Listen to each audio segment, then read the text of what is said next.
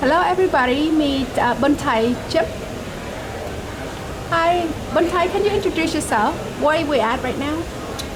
My name is Bunthay Cheam from Seattle, Washington.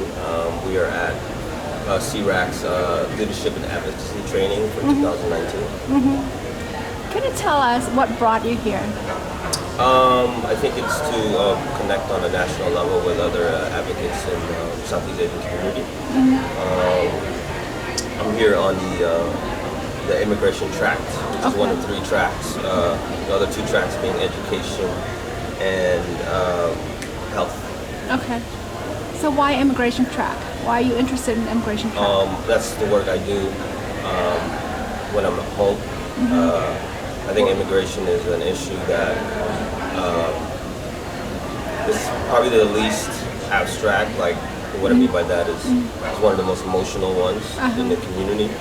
And for one, I feel like a lot of folks in the community who are affected deal with it by themselves. And I'll elaborate more on that. A lot of families, folks, especially older generation folks, feel either ashamed or guilt or want to save face, so they don't acknowledge either they're going through this experience or that they have family members going through the experience. So if you don't acknowledge a problem, you can't really find a root cause and work towards fixing it. So that's one. And then number 2, I really think that when you're able to rally families around advocating for their loved ones, which is what I do.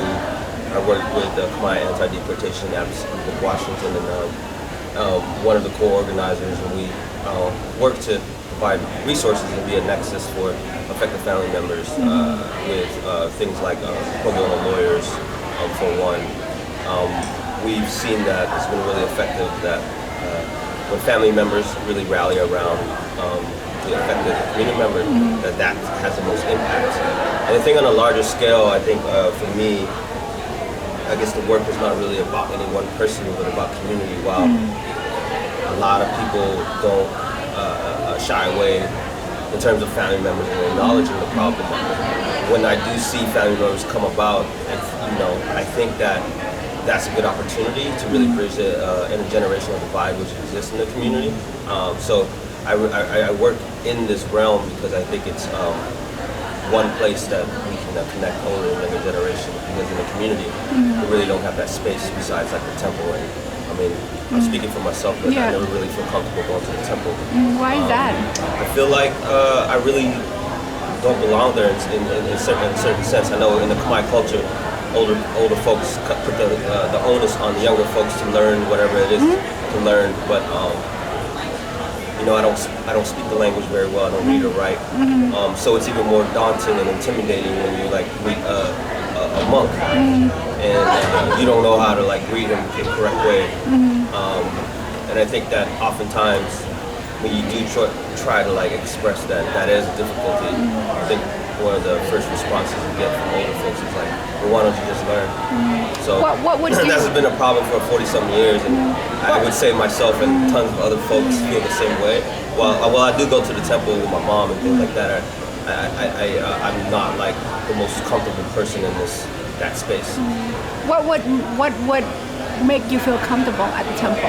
If I knew everything, if I knew how to greet a monk the right way, if I knew all the language that you use when you describe a monk or when you speak to a monk, or and that's just a snapshot into the comfort level of many Khmer folks in knowing all the customs, knowing how to speak well or not well. And I say that to say that's just an example of one way we have an intergenerational divide. So what's your background like to bring you here? I'm sorry, say that. What's your background is like? Can you tell us a little about your background? Can you be specific? Educational background, family? I grew up in Seattle, Washington. I was born in Khmer. Okay. Came to the U.S. when I was 10 months old. Okay. Lived in Seattle all my life. Okay. Went to the University of Washington.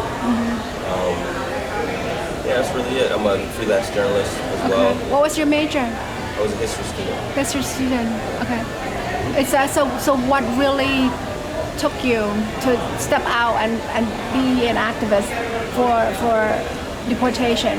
I think because there's nobody there. Nobody to there. work. I think one time somebody asked me, an affected community member, I think he just got out after being like 12 years, and he was facing deportation. And we had a rally to kind of talk about ways we can help folks that were being picked up locally. And he asked me like, am I going to be deported? How does it affect me? I told him no. I was like, I'm a citizen. So he asked me why. So why am I here? I was like, because who else is going to do it? Yeah. Right? So it's up to people in position of privilege, like myself, because I have citizenship, to be able to do the work. Yeah. Can you mention the success that you've seen, that you have seen or have been? Can you describe the success that has come through for your journey? Yeah. Well, I mean, I have answers for that in many levels, but if specifically for deportation. Deportation, for example. So the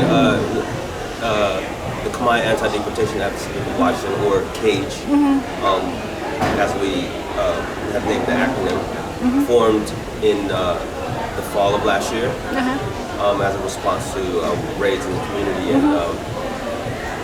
And I feel like we've had some really good successes. We're kind of a collective of folks that have different strengths in the community. Some folks have been in the work since like 2002. Some folks are affected community members.